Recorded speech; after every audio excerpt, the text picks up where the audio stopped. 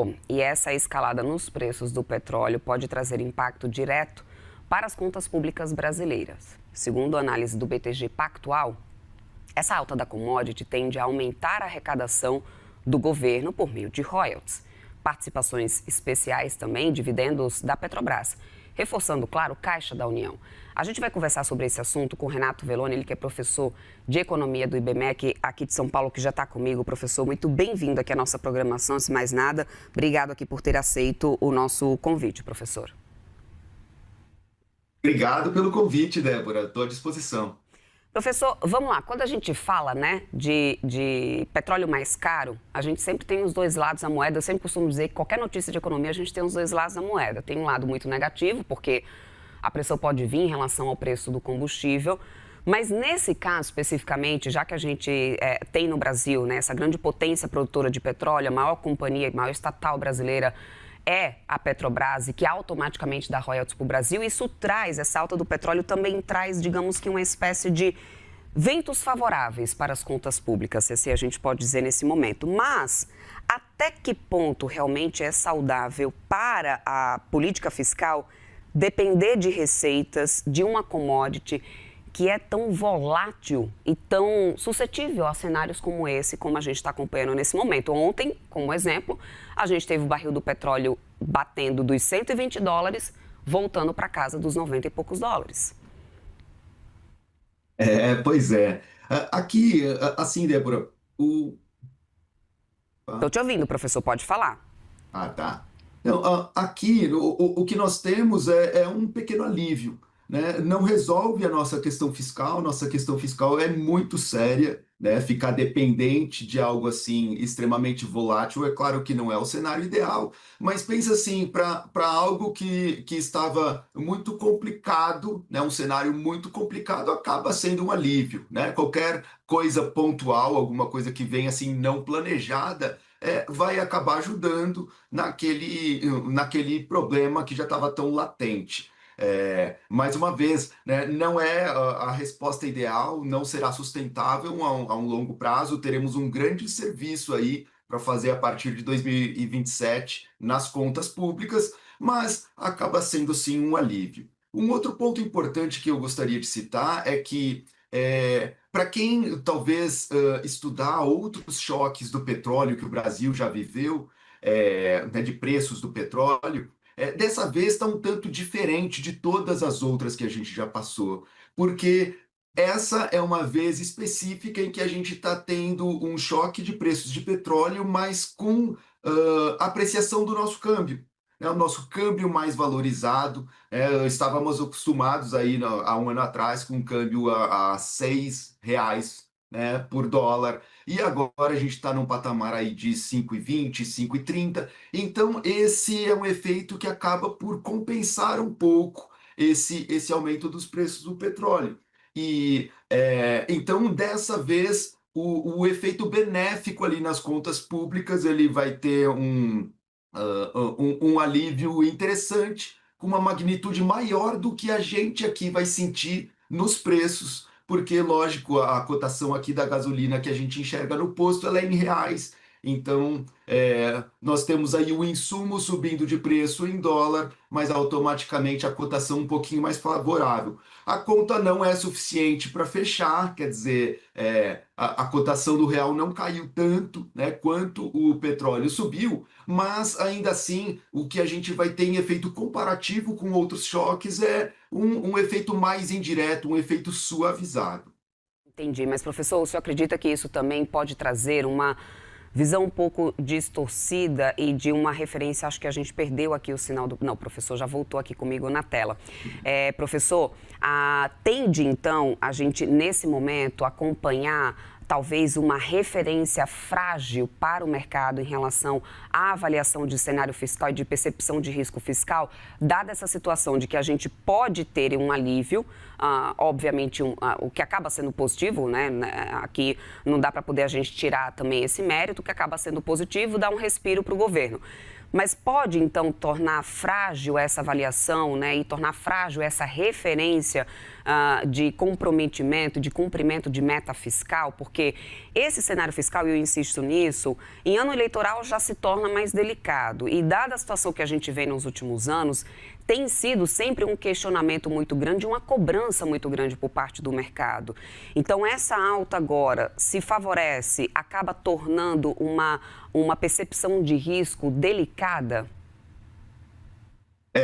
Aqui tem uma análise importante, né? Eu acho que algum analista que traga esse resultado fiscal de 26, digamos que esse cenário, né, de preço de petróleo se mantenha por longo período ao ponto de ajudar nas contas públicas, quer dizer, alguém que fizer essa leitura isolada certamente vai estar ali maquiando, né? Vai estar tendo uma interpretação bastante rasa, né, da situação fiscal brasileira. Agora, não é isso que eu percebo, tá? Não é isso que eu percebo de analistas do mercado financeiro, do pessoal de research, né, em algumas casas.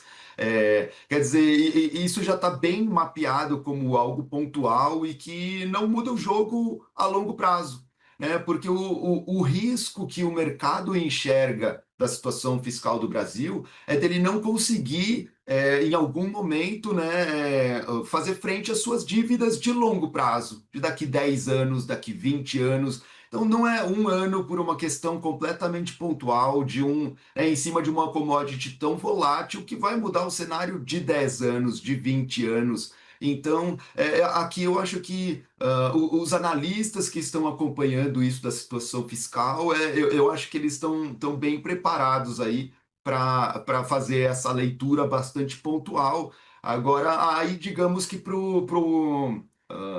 talvez para o telespectador ou alguém que acompanha a economia um pouquinho mais de longe, aí eu acho que exige sim esse cuidado, Débora. Levando em consideração que sempre quando a gente tem a formação do orçamento, a gente sempre tinha uma dependência muito grande das receitas, né? E as metas sendo muito baseadas no que viria a arrecadar, por isso o mercado vem questionando muito, né, a segurança disso, porque a gente fica sempre na data depende de arrecadação. Há risco, na visão do senhor, do governo incorporar essa receita extra, talvez, no orçamento e depois enfrentar um problema maior, o petróleo não se mantendo nesses patamares mais elevados? Sim, Débora, essa é uma. Pô, talvez essa seja a maior pergunta, tá? Porque sempre há uma pressão gigante por mais gastos, né? Do governo, por parte da sociedade.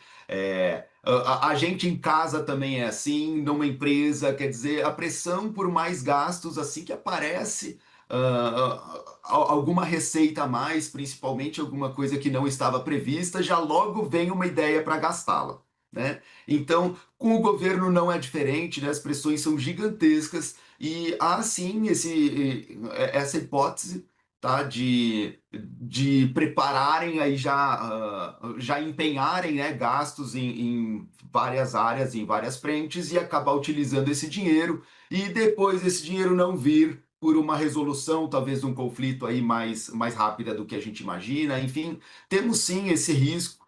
É, Agora, lógico, o que a gente vai provavelmente enxergar aqui politicamente é o poder executivo ali fazendo de tudo para blindar, né, despesas e um Congresso aí que, né, tem sido nos últimos, iria dizer 3 anos aqui, mas nos últimos 10 anos, né, o Congresso é a força maior, colocando mais e mais e mais despesas e retirando receitas do orçamento. Então, esse conflito aí distributivo provavelmente é algo que a gente precisa acompanhar, que é importante a gente acompanhar aí na lupa, dia após dia. Porque se a gente não fica vigilante aí, 2 dias sequer, já aparece pauta-bomba para resolver, já aparece novas resoluções para utilizar esse dinheiro que, como você bem falou, ele deveria ser utilizado aqui para reduzir o nosso déficit e não para, né, ser gasto aí, principalmente em despesas correntes, né? Porque uma despesa corrente ela é gasta num ano e ela vira base para a despesa no ano seguinte.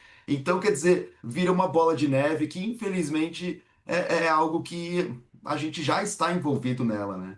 Agora, professor, só para a gente amarrar, então, aqui, concluir o nosso papo, o petróleo caro pode ajudar realmente o governo a passar, atravessar 2026 de uma forma mais tranquila no cenário fiscal?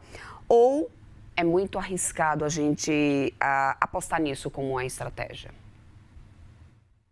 Olha, Débora, aqui, assim, a notícia, infelizmente, porque é uma guerra, né? É difícil encontrar notícias boas numa guerra, mas para a situação fiscal do governo é inconteste, né? É um vetor que vem para aliviar as contas públicas aí em 30 bilhões, 50 bilhões, tem essa possibilidade. Então, agora é claro que vai aí de um jogo político de saber se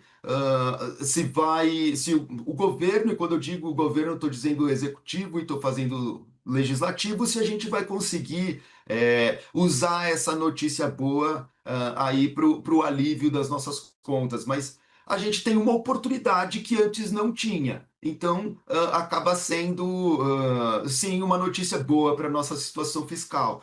Tem, lógico, do outro lado, uma pressão inflacionária, né, que a gente não trouxe tanto aqui, não debateu tanto, mas a questão inflacionária do petróleo, né, ter subido mais do que o dólar que caiu. Então, tem sim uma pressão, e essa pressão pode fazer com que os juros do Brasil fiquem mais elevados por mais tempo. Na verdade, o que se tem planejado é uma queda de juros mais lenta, né, mais gradual, o que, lógico, é ruim para a economia em geral, né, para a atividade econômica, é ruim para o empresário, é ruim para o consumidor. Então, é aquele trade-off lá, uma notícia, como você bem colocou aqui também no início, né, quando ela é boa para um lado, é porque ela é ruim do outro. Então, eu acho que ficam esses dois alertas para a gente acompanhar a situação aqui da inflação e a situação de orçamento público, se a gente vai ter a habilidade de transformar essa boa notícia em algo que realmente vai dar um alívio nas nossas contas, que seja por um ano. Professor, muito obrigada. Renato Veloni, professor de Economia do IBMEC aqui de São Paulo. Obrigada pelo seu tempo aqui conosco, pelas análises. Uma ótima terça-feira para o senhor. Até uma próxima. Obrigado pela conversa, Débora. Estou sempre à disposição. Um grande abraço. Até mais.